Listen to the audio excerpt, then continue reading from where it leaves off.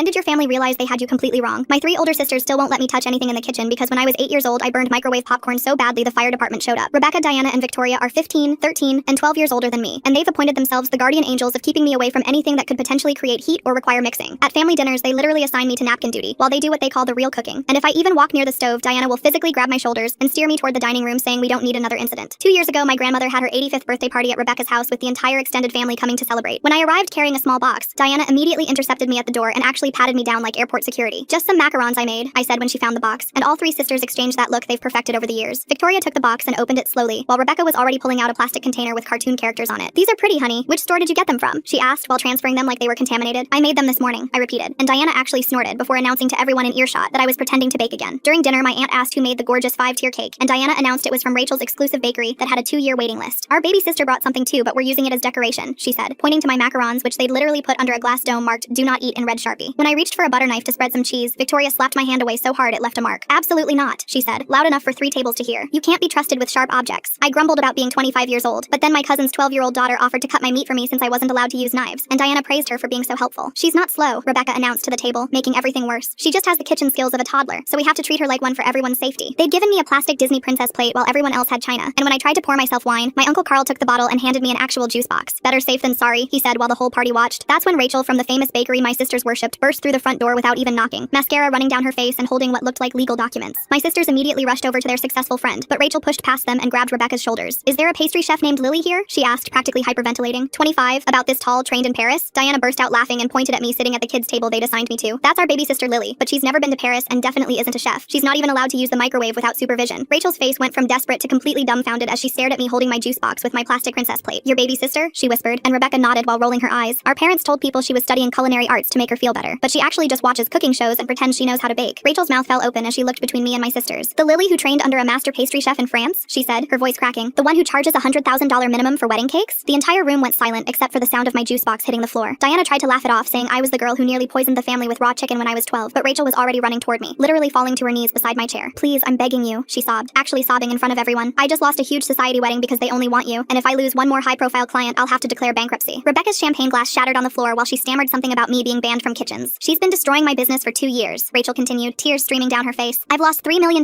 in contracts to your baby sister because she's the only person in the country who can make a croquembouche that doesn't collapse in humidity." Victoria tried one last time, insisting I couldn't even make cereal without burning it, but Rachel just shook her head in complete disbelief. "So," I said quietly, taking the plastic Disney fork and setting it down while my sisters stood there like their entire universe had imploded. "I guess I can handle more than juice boxes after all." Rachel was clutching my hands, begging me to name my price while my grandmother cackled from her chair.